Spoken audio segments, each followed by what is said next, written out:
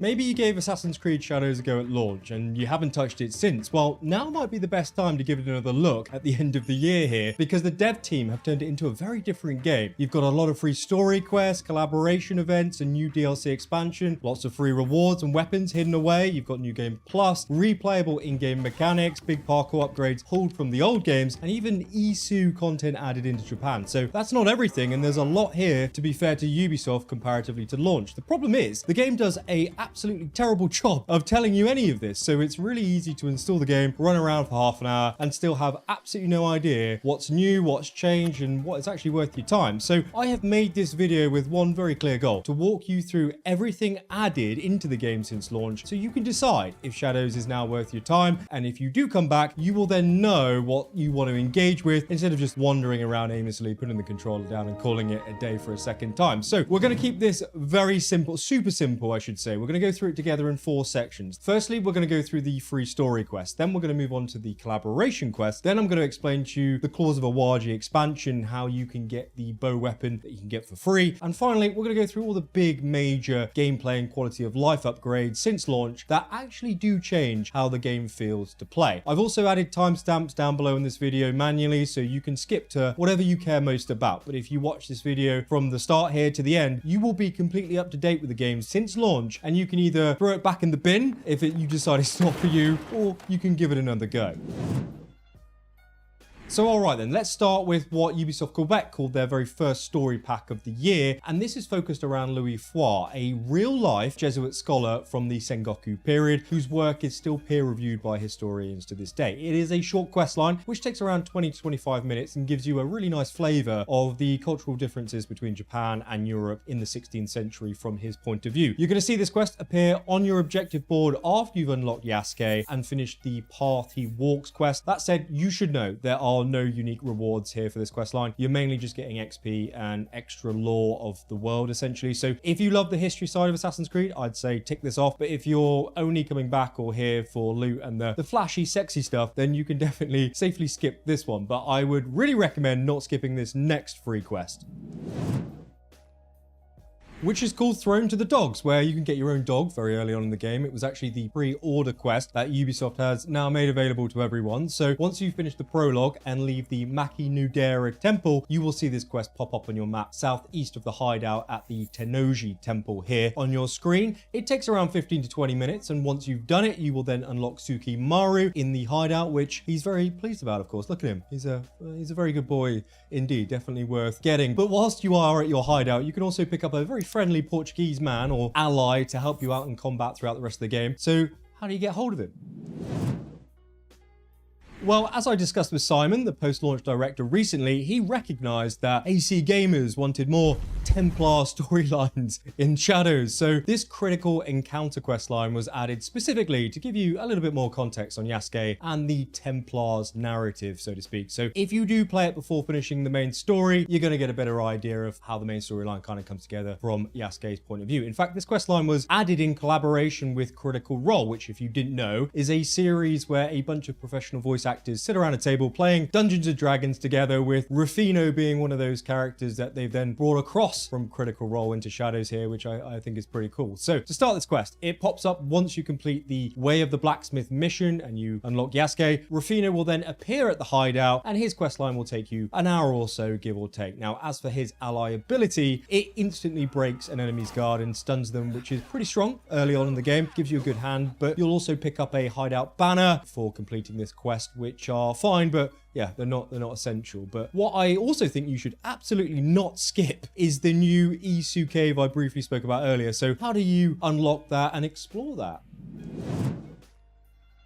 Well, again, Simon described the start of this quest line, which is called a puzzlement to me, as a way of future-proofing the game, where there was more development after or in post-launch between Yasuke and Naoe here in a non-serious way. So a bit of banter and light joking around between them both, essentially, as well as reintroducing the Isu into Japan here, as they were missing from the game at launch. Now, this quest appears in Yamashiro, if I just zoom in here on your screen for you here. Now, the caveat being is that you need to have unlocked Yasuke again and killed the first 2 members of the Shinbaku main target target storyline or on your objective board. Now, after you do start the quest, Naoe and Yasuke will learn an ability from one another and obtain a scroll beacon trinket, as you can see here, which then pulses when you're near one of these Isu glyphs that is then hidden around the open world. Now, there is a total of 13 of them in game, and I would really recommend that you check out Access the Animus's walkthrough explanation guide on this, as I don't want to explore the story of what's going on here, but you do get an Isu Naginata spear weapon for Yasuke and an Isu Tanto weapon for Naoe, so it is worth your time here. That said, if you are also a long-time AC fan, I would really recommend you don't skip this one, as there is some very old-school Isu detective work to be had here, which is a lot of fun. I'm really glad that they've actually added this back into the game. Speaking of detective work and fun, though, I've basically found the real-world version of that, and before you skip ahead in the video, I generally think this is probably one of the best interactive board games that I've played with my gamer mates recently, which is perfect for the holiday season with the family, and that is Detective Box here. Now, how it works is you and your team need to solve a crime together, with evidence being provided to you inside these three boxes here. Now, I like to think of these as kind of levels, essentially, where you can only move on to box 2 after you've completed box 1, with each box roughly taking about 3 hours, depending upon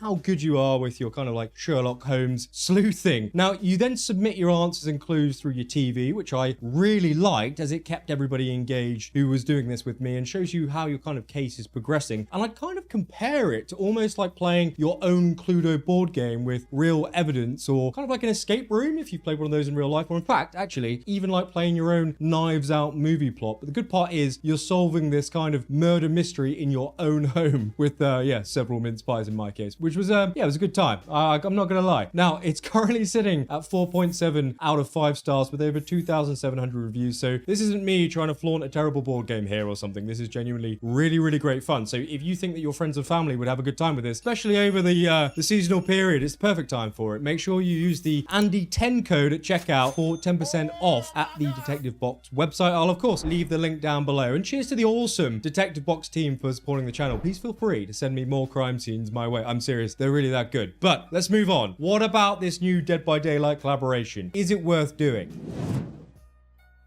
Well, this is the second of Ubisoft's partnership collaborations where they bring another IP into Shadows, kind of like a crossover questline essentially. And in this case, it's Dead by Daylight, which if you haven't played, is a multiplayer survival horror game where one player or killer hunts down 4 survivors or other players and then sacrifices them to an entity that then feeds on their suffering, which is of course very pleasant. Now in Shadows, that works perfectly because that then translates into people disappearing in the Harima province thanks to this entity. So you basically follow the trail, you figure out what's going on, and then you have a decent boss fight, of course. Now, the quest takes around 20 to 25 minutes, where you just need to have unlocked Yasuke once more, and it will appear in your hideout as a short chain of 3 quests to complete. When you're done, you're going to pick up a entity trinket and a Dead by Daylight banner for your hideout as rewards. But if you are a big fan of the series, you can also pick up the full cosmetic set in the Helix or MTX shop if you fancy playing in that gear for the rest of the game, which is also a possibility for the next collaboration event, which is Attack on Titan. So what's going on there?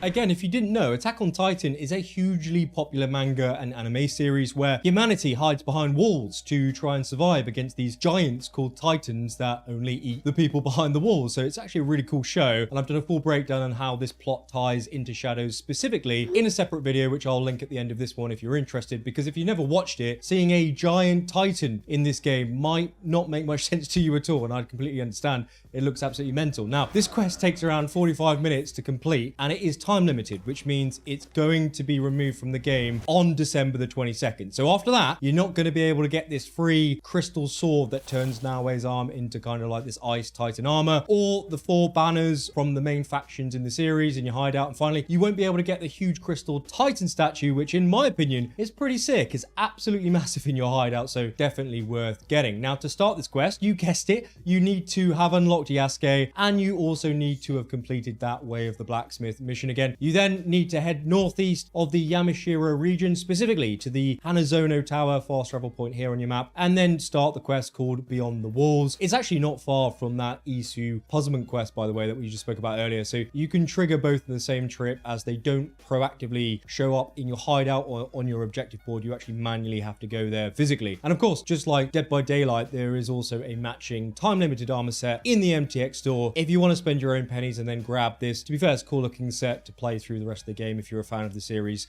Certainly worth consideration anyway. So that's all the free story content kind of covered here since launch. Let's move on to the only expansion that's coming to Shadows. There isn't a second one coming, and whether it's actually worth your investment in terms of time and money. Now, at the time of recording this video for you, the Claws of Awaji expansion is coming in around £21, 25 euros, and $25 for my American friends, or you would have already had it applied to your account if you pre-ordered the season pass last year before the game came out. Now, the crux of this expansion is that it adds a new island region called Awaji, which exists in real life, which is also controlled by this new Sanzoku Ippa faction, who are chasing the final regalia piece that Naoe and Yasuke are also hunting for in the main story. Now, you're looking at around 4 to 6 hours to complete this DLC storyline, and roughly 8 to 10 hours for that 100% completion, with new armor, weapon skills, and abilities for, of course, you to grab. That said, it is a bit of a pain to start the DLC quest to actually get to the island, as there is 3 requirements that you need to have completed in the base game before you set sail from the harbor. Again, it's not really explained very well. So in the interest of your time in this video, I'm going to leave a detailed tips and tricks video I made a few months ago at the end of this one that shows you all the stuff that you need to know about this expansion and makes it more enjoyable for you to play. The nice thing here, though, is that one of the main features that was advertised in the expansion was the introduction of a new weapon for Naoe called the bow weapon, but instead of it being paywall blocked by Ubisoft, it has now been made available for you to get for free, even if you don't own the DLC. So how do you get hold of that? Well, okay, this quest is called the Go with the Bow, which after you complete it does provide you with that bow weapon that has its own skills, abilities, and stances, which is quite challenging to get the hang of, actually. I think it's worth a look in from you here. Now, the caveat is that you need to have defeated all of the Shinbaku targets first. So essentially, you need to have completed the main game in its entirety before this quest pops up. Well, once you have actually done that, Junjiro will then offer you a quest line, this quest, outside the hideout that eventually unlocks this weapon. I nearly forgot, a bow discipline outfit and a matching headband for your trouble as well. So if you haven't completed the game and you haven't logged back in since, I think it is just worth jumping on just to finish that quest and grab this, in my opinion, because you never know, they may just take it away again. It's happened before. Also, quick one, please do drop a like or press the hype button down below in this video if you are finding this content useful. There is so much AI slop spammed on YouTube right now. It's actually crazy. So this helps support me and hopefully recalibrate your own YouTube recommendations, because I'm a real person. So yeah, I very much appreciate that. Thank you very much.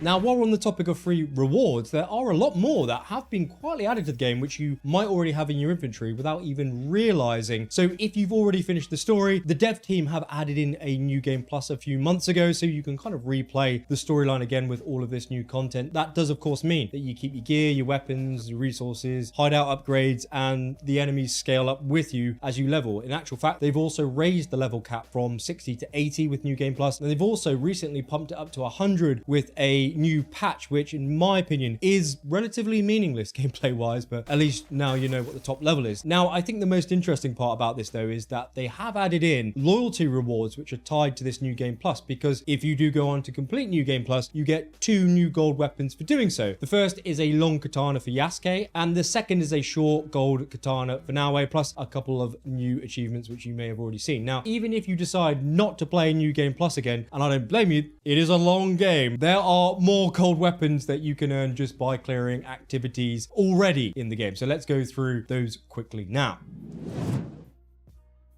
Okay, so these weapon rewards are tied to specific completion tasks in game, with the Awaji DLC not counting towards any of this, by the way. So for Naoe, there are 2 gold weapons. The first is Shinobi's Gold Tanto for completing all 5 legendary Sumii painting activities. The second is the Golden Death Kusarigama for finishing all the 22 Kujikuri meditations. And as for Yasuke, the big man, he picks up 4 weapons here. You've got the Golden Breath Bow, which you can get by completing all 10 horse archery activities. You can then get the Golden Reach Naginata from all 18 kata activities around the map. Thirdly, you can pick up the Golden Daybreak Kanobo from reaching that top level of 100. It's all making sense now. And then you've got the Golden Message Teppo from getting your hideout to level 13, which, by the way, will still trigger if you are playing in New Game Plus and you haven't reached it yet on your new playthrough, which is a good thing in my opinion. Now, if you do want something a little bit more challenging, a little bit more spicy to actually flex these weapons on, then there are new options that have been added for you as well. Let's take a look at them now. Firstly, if you found the base game just far too easy because you're an epic gamer, then good news, because you can now run the game on Nightmare difficulty mode, which is available to change in the menus. This means that enemies hit you much harder, detect you faster, as well as those parry windows being noticeably tighter, shorter. It's harder to parry essentially. So it is tuned much more for you AC gamers who already understand the mechanics and systems, and you kind of want a proper end game style challenge while you have your mince pies at Christmas essentially. Now, on top of that, we also have corrupted castles added here in a recent update. These are essentially much harder versions of the existing castles or fortresses that you've already cleared in game. The caveat being that to get them to spawn, you need to have cleared 3 castles and then you need to have reached level 30. Once that's done, 5 of these corrupted castles will then appear every season on your map, which is what this icon is. If I just zoom in here for you. Now, the trade-off here is that the Daisho bosses are much tougher to kill than the original Daisho bosses. So if you combine this with the new Nightmare difficulty, then you've got a very interesting loop that does reward you with some absolutely outstanding I'm joking. It doesn't reward you with anything but just standard gear and gold, which does suck in my opinion, because there's nothing absolutely game-changing about this, of course. But if you do see the icon on your map, you at least now know what it's for. But let's move on to parkour, because it has had a massive overhaul since launch in a very positive way. In fact, I would be so bold to say this is perhaps the best condition parkour has ever been in across all Assassin's Creed games, and I am saying that as an OG Assassin's Creed fan because I genuinely mean that. In fact, the biggest change is the new advanced parkour option in the settings here, because if you turn this on, you will get reliable side and back ejects at almost any height in the game, instead of trying to kind of like spam your controller to get yourself back onto the ground level and detach from every section of the wall. They've even added a little tutorial tip to prompt you to try and do this when you're in that specific position, which I think is an excellent touch. I hope they do this for all of the future parkour moves in game, just to make it a little bit more easier for those of you who are just kind of like, meh, I'm not really too bothered, because when you do pull off some of these moves, it is really, really cool. Now, they've also added in the vertical ledge grab, and that works on standalone objects like beams, lanterns, poles, anything stationary really. So now and Yasuke will actually reach for the overhang instead of just like running up underneath them, if you know what I mean. I'm sure you've seen it in game. There's also a directional catch system lifted from the older games as well that lets you jump from higher spots and then you grab a ledge on the way down so you don't desync and die on landing. And on top of that, you've also got the option of a manual jump on non-standing objects. So when you're like sprinting across rooftops, basically, you can tap X to then hop on to the next ledge instead of waiting for that auto run or vault. It's a small change, but like for you parkour pros, it's a really nice addition there. Now, altogether, it makes movement much smoother and much more responsive in this game than it was from launch. I'm not talking about all the small nuanced tiny little tweaks that they've made as well, and I would honestly love this to be the baseline going forward in all future AC games. Kind of, this is the standard now, let's build upon it, because I really do think this is at a really good level, and I really can't complain, truthfully, and I think the devs have done a really good job. But there are also a lot of quality of life and exploration upgrades that have been snuck into this game, which you definitely want to know about, and they are very easily missed. Firstly, exploration is drastically better now thanks to the horse auto follow update, which came a few months ago. This means you don't have to manually ride across the whole of the map as we had to do at launch. So all you need to do is drop your marker, press auto follow after you activate your Pathfinder line on your D-pad, and off you go. You can just sit back again with another mince pie, why not, and just uncover the map. Speaking of which, actually, you can now upgrade the Kakurega by an additional level in your hideout, which then unfogs the entire map region if you have gone to those viewpoints and synchronized. So you don't need to manually run everywhere to uncover everything in this game now, which is great, which again you had to do at launch. Now, while you are at your hideout, do upgrade the terror building to level 3. This will give you a 20% XP boost, which is massive if you're starting a fresh game or a fresh save. It all compounds and adds up over time. And also bump the Nando building to level 2. This allows you to meditate and change the time of day, which again we just couldn't do at launch. So you can now set up stealth missions at night and benefit from the awesome darkness shadow stealth mechanic in this game. It does make the game a lot more fun. And on top of that, you can now also toggle headgear on in cutscenes in the settings, which my Valhalla friends will know that we were asking for that for like 4 years. So it's good to now see that implemented in this game. As for photo mode, it's also had a solid overhaul as well. You've got lots of better customization options to run through there if you are into your in-game photography, worth checking out. But tucked away in the menus is also this Animus Project thing, which has also changed since launch. So what is the deal with that? Well, if you do head into the Animus hub menu here, you will see a new Sanctuary project. Well, that's what Ubisoft call it. And it's a new Battle Pass project tied to all of those Animus anomalies that you see dotted around, or perhaps you will see dotted around the world. Once you do, how this works essentially is once you do activate it, you just go out and clear these anomalies, which are short quests or objective encounters that give you data fragments to like move along this track, as you can kind of see here. So the decent part about all of this is that you can now get somewhat decent rewards for engaging with this grind mechanic. These being the Ezio themed cosmetics, of course. So that's the Renaissance robe and the hood here. You can also get the eagle head Kusuragama, the Charm of Firenze trinket, and best of all, the rooftop cat pet for your hideout. Very assassin-y indeed. But on top of all of that, Ubisoft are still dropping updates for Shadows to try and kind of like tempt you, but come back to Shadows, they're saying. They do not want this game to die, which I kind of respect, to be honest with you. And this update does include some Christmassy rewards here that you can grab right now. So let's go through them right now.